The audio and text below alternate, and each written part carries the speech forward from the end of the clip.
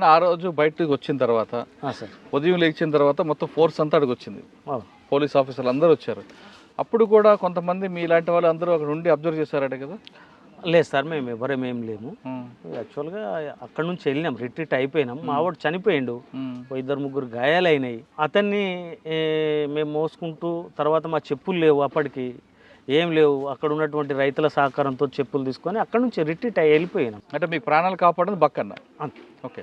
పెద్ద Kothapalli police station blast తర్వాత పోలీసులు అప్పటికే బాగా అలర్ట్ అయిపోయారు. నల్లమలలో ఎటువంటి పరిస్థితులు రాజన్న కానీ సాంబశివుడు ఎవరిని కనపడినా ఇంకంతే, అది డాష్ మాటలు అవన్నీ అవి చేయమని చాలా ఆర్డర్స్ ఇచ్చారు క్లియర్గా. మరి అటువంటి నిర్బంధంలో మీరు ఎలా తిరిగారండి?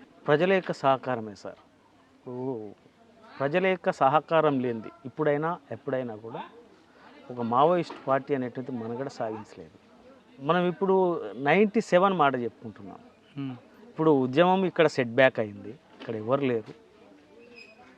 ఇప్పటికీ అప్పటికి చూసుకుంటే ప్రజల సహకారం ప్రధానంగా ఈ నల్లమల, ఈ పాన్గల్ ప్రాంతంలో నాకు ఒక పోలీస్ అధికారి చెప్పింది ఏంటంటే, నేను ఈ ఏరియాలో మనం కూర్చున్న ఏరియాలో ఒక 3 years 4 years కమాండర్గా చేశాను సార్. నేను సరెండర్ అయినప్పుడు మాట్లాడుతూ గతంలో ఇన్ఫర్మేషన్ ఉంది, ఇప్పుడు వస్తుంది. ఈ 4 సంవత్సరాలు మీరు ఏం మ్యాజిక్ చేసిండ్రు, అసలు యాక్చువల్గా ఇన్ఫర్మేషన్ లేదు. అంటే మెయిన్గా ప్రజల సహకారం. ఆ ప్రజల సహకారం లేకుండా ఇంతకాలం మేము బతకలేము కూడా. అప్పటికి ఇప్పటికి ప్రజల యొక్క సహకారం అనేటువంటిది బ్రహ్మాండంగా ఉంది సార్. అంటే అంత నిర్బంధం ఉన్నా ప్రజల సహకారంతో బయటపడ్డాం. ఓకే. దాని తర్వాత మీ యాక్షన్ ఇంకెన్ని జరిగాయండి? నాది వాస్తవంగా నేను ఎక్కువ యాక్షన్లలో లేను సార్. కొంతమందిని యాక్షన్ టీములుగా చేస్తారు. అంటే దాంట్లో ఏదైతే చేయగలరో అది మాత్రమే ఎంచుకొని వాళ్ళకు అటాక్స్ కానీ ఏది కానీ చేయిస్తారు. కానీ మరి పోలీసులు ఎందుకు రాజన్న వైపు ఎక్కువగా ఫోకస్ చేస్తారు అప్పుడు? అంటే ఆ ప్రాంతంలో ప్రధానంగా సీనియర్ సార్. నేనేంది 85 నుంచి వాస్తవంగా ఉద్యమం మొత్తం నీరుగారిపోయిన తర్వాత ఒక 4 మెంబర్సే మిగిలినాం ఇక్కడ మన జిల్లాలో, మహబూబ్నగర్ జిల్లాలో. ఆ 4 మెంబర్స్ కా నుంచి మళ్ళీ స్టార్ట్ అయినాం కదా. అట్లా ఏంటిదంటే రాజు అనేటువంటి వ్యక్తి తప్పులు తక్కువ చేస్తుంది. అంటే ఎక్కువ ఎక్స్పోజింగ్కి అవకాశం ఇవ్వను సార్. నా ఫోటో కానీ ఏది కానీ, నేను ఇప్పటికి కూడా మీ దగ్గర ఫస్ట్ టైం నేను కెమెరా మాట్లాడడం, నా ఫోటోలు కానీ నేను కానీ ఎక్కడ ఫోటోలు ఉండవు.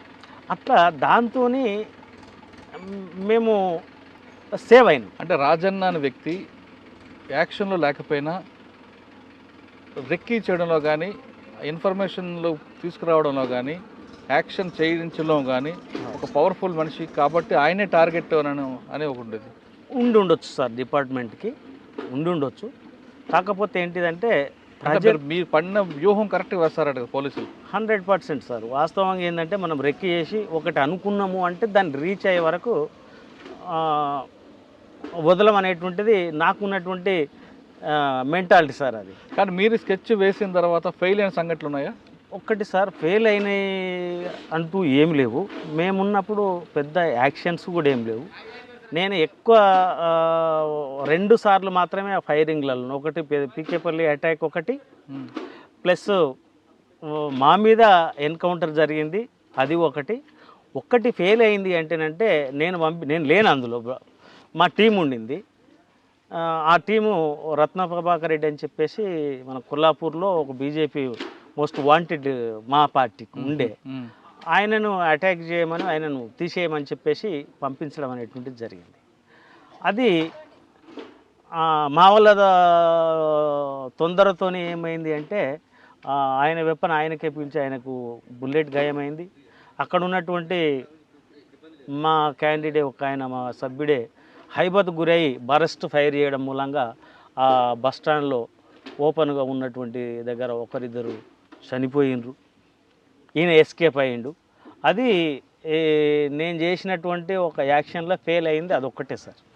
కానీ నల్లమలలోతో పాటు ఉత్తర తెలంగాణ ఎక్కడ చూసినా పార్టీ ఉంటుండగా కూడా మీడియాతో మాట్లాడాలంటే కేవలం నల్లమలనే ఎంచుకోవడానికి ప్రధాన కారణం ఏంటప్పుడు?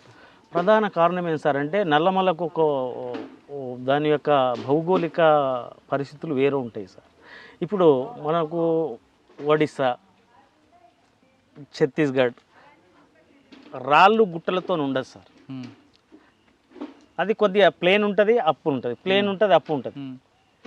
ఇక్కడ రాళ్ళు కొండలు అంటే నడవడానికి కూడా అవకాశము తక్కువగా ఉంటుంది. కాబట్టి ఇక్కడ ఉన్నటువంటి టెరైన్ అందుకు అనుకూలంగా ఉంటుంది. అంటే ఎక్కువ అందుకే మీడియా సమావేశాలు అంటే రోడ్ పాయింట్ ఇప్పుడు మనకు శ్రీశైలం మీడియా వాళ్ళని రావడానికి కూడా హైదరాబాద్ టు శ్రీశైలం దగ్గరలో మేము ఎంచుకున్న పాయింట్ ఎట్లుంటాయి సార్, ఈజీగా రావాలి, మనం ఐడెంటిఫై కావద్దు, వాళ్ళకి ఏం కావద్దు, వాళ్ళకు ప్రమాదం జరగవద్దు, మనకు ప్రమాదం జరగవద్దు అనేటువంటి ప్లేసెస్ ఎన్నుకుంటాం. ప్రధానంగా ఇప్పుడు ఉమామహేశ్వరం కాడికి ఎవరైనా రావచ్చు, మేము ఆ నుంచి రిసీవ్ చేసుకొని వెళ్ళిపోవచ్చు.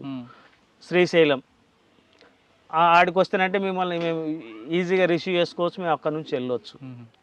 అట్లా దానికోసం ఈ నల్లమల్ల కొద్దిగా అనుకూలంగా ఉంటుంది.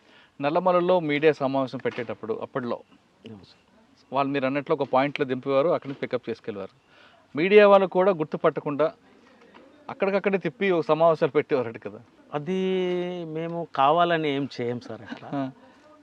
కాకపోతే ఏంటంటే ఒక్కొక్కసారి ఆ ప్లేస్ ఐడెంటిఫై చేయకుండా ఉండడం కోసం కొన్నిసార్లు అట్లా చేస్తాం. కానీ లేదు, డైరెక్ట్గా తీసుకుపోయి అక్కడ సమావేశం ఏర్పాటు చేసి పంపిస్తాం.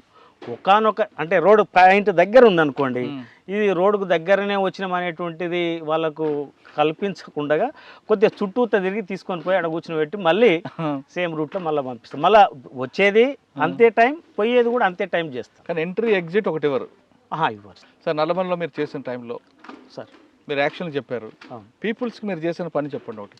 పీపుల్స్ మీరు ఆల్రెడీ ఒకటి చెప్పారు చంచుల గురించి, అది కాకుండా పీపుల్స్ మేము చేసినటువంటిది ఏం సార్ అంటే ఈ నల్లమల ఇక్కడ నుంచి ఏది మన సోమశిల నుంచి తీసుకొని అక్కడ అక్కవరం బక్కలింగాయపల్లి వరకు ఈ ఫారెస్ట్ గ్రామాలు ఉంటాయి సార్. అవి ఆ ఫారెస్ట్ గ్రామాలలో దాదాపు నేను అనుకుంటా నియర్లీ అప్పుడే నాకు ఒక 30,000 ఎకరాల భూమిని ప్రజలకు వాళ్ళు సాగు చేసుకోమని చెప్పేసి మా పార్టీ యొక్క ఆదేశాల ద్వారా వాళ్ళు చేసుకున్నారు. ఇప్పుడు మన వెంకటేశ్వర్ల సారు చెప్తున్నటువంటి క్రమంలో ముక్కిడిగుండం మొత్తం 9 ఎకరాలు సాగు చేసుకుంటుంటే అందులో భాగమే అది కూడా.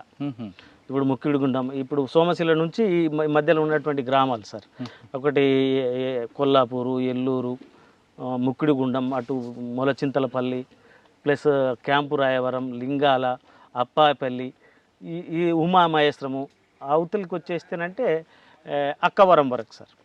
ఈ గ్రామాల ఉన్నటువంటి ప్రజలు వాళ్ళు సాగు చేసుకున్నారు ఫారెస్ట్ భూమిని. దానికి మేము ఒక పెద్ద ఉద్యమం తీసుకోవడం జరిగింది. భూమి లేనటువంటి నిరుపేదల రైతులు ఎవరైతే ఉన్నారో వాళ్ళందరినీ కొట్టుకోవడం చెప్పేసి మా పార్టీ ఆదేశానుసారం తీసుకున్నారు. అక్కడ మేము పంపిణీ కూడా చేయడం జరిగింది. ఒకరొకరికి సమానంగా 5 ఎకరాల నుంచి 3 ఎకరాలు, ఏమైనా 2 ఎకరాలు ఉన్నదనుకోండి వాళ్ళకి 3 ఎకరాలు, మొత్తం ఎటు తిరిగి ఒక 5 ఎకరాలు మాత్రం ఉంచే విధంగా దాదాపు ఒక 30,000 ఎకరాల దాకా మా యొక్క ఉద్యమం ద్వారా ప్రజలకు మేలు చేకూరింది.